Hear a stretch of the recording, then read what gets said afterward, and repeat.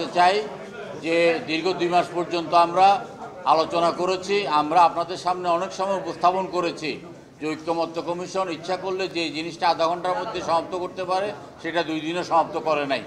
এবং আজকে সর্বশেষ দিনে বেশ কয়েকটা আলোচনার বিষয়বস্তু আছে, সেখানে আপনার আলোচনার মধ্যে এখন এই মুহূর্তে ওনারা হানা পদ্ধতিতে চলে গেছেন, যেটা আরও অনেক আগে যেতে পারতেন। আজকে উচ্চকক্ষের মতো একটা অত্যন্ত স্পর্শকাতর বিষয়কে ওনারা সামনে নিয়ে এসেছেন। উচ্চকক্ষ নিয়ে যখন আলোচনা হয়েছে তখন 3টি মতের প্রতিফলন হয়েছে। একটি অংশ বলেছে যে বাংলাদেশের বর্তমান আর্থসামাজিক, রাজনৈতিক এবং অর্থনৈতিক ব্যবস্থাপনার কারণে উচ্চকক্ষের কোনো প্রয়োজন নাই। একটি অংশ বলেছে যে পিআর পদ্ধতিতে উচ্চকক্ষ, আর আমরা বলেছি যে না, সংসদে যে নির্বাচিত আসনের ভিত্তিতে আপনার উচ্চকক্ষ গঠিত হতে পারে।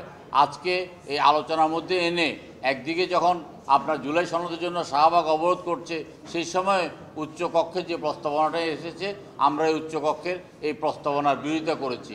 আমরা উচ্চকক্ষকে বলেছি নখদত্তবিহীন একটি উচ্চকক্ষ, যেটা জাতির ঘাড়ে চাপিয়ে দিয়ে জাতির অর্থনীতিতে আরও ক্ষতিগ্রস্ত করার কোনো কারণ নাই। এবং উচ্চকক্ষের ব্যাপারে যেটা বলতে চাচ্ছি আমরা, যে আপনার সেখানে তাদের তেমন কোনো ক্ষমতা নাই। এবং সংবিধান সংশোধনের ব্যাপারে বা সিঙ্গেল মেজরিটির কথা বলছে, সংবিধান সংশোধনের ব্যাপারে কোনো অরাজনৈতিক কোনো ব্যক্তি সংবিধান সংশোধন করতে পারে না।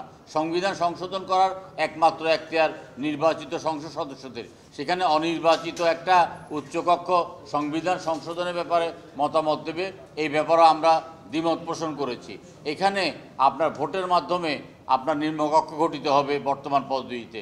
সেখানে যেসব দলের রিপ্রেজেন্টেটিভ আছে উচ্চকক্ষের মধ্যে, যদি আপনার অন্যান্য রাজনৈতিক দলের প্রতিনিধি আসে, সেখানে বর্তমান যে রাজনৈতিক দল সরকারে যাবে, সেই রাজনৈতিক দলকে কোনোভাবে ফাংশনাল না করার একটা প্রবণতা শুরু থেকে আমরা দেখেছি। আমরা দেখেছি যে আগামী দিনে আমাদের আলোচনার মধ্যে আমরা বারবার বলেছি যে আমরা একটা স্বৈরাচারের বিরুদ্ধে লড়াই করেছি, ভবিষ্যতে একটা স্বৈরাচার যেন প্রতিষ্ঠিত না হয়। কিন্তু ভবিষ্যতে যে রাজনৈতিক সরকার আসবে, সেই সরকার যেন ফাংশনাল হয়, সেই সরকার যেন কার্যকর করতে পারে। কিন্তু ঐক্যমত্য কমিশনের বিভিন্নভাবে আমরা দেখেছি যে ভবিষ্যতে সরকারকে কিভাবে হাত পা বেঁধে সাঁতার কাটতে বলা হয়, সাঁতার কাটতে দেওয়া হয়, সেই ব্যাপারটা নিয়ে তারা আমার মনে হয় কালক্ষেপণ করেছিল। আজকে সর্বশেষ দিনে যেখানে আমাদের কাছে একটা ধারণা ছিল যে উচ্চকক্ষের ব্যাপারটা নিয়ে হয়তো আর আলোচনা হবে না, কিন্তু আজকে উচ্চকক্ষের যে প্রস্তাবনাটা এসেছে আমরা এটা প্রত্যাখ্যান করেছি। আমরা মনে করি যে বর্তমান যেই আর্থসামাজিক অবস্থা, সেই অবস্থার মধ্যে উচ্চকক্ষের কোনো প্রয়োজন নাই।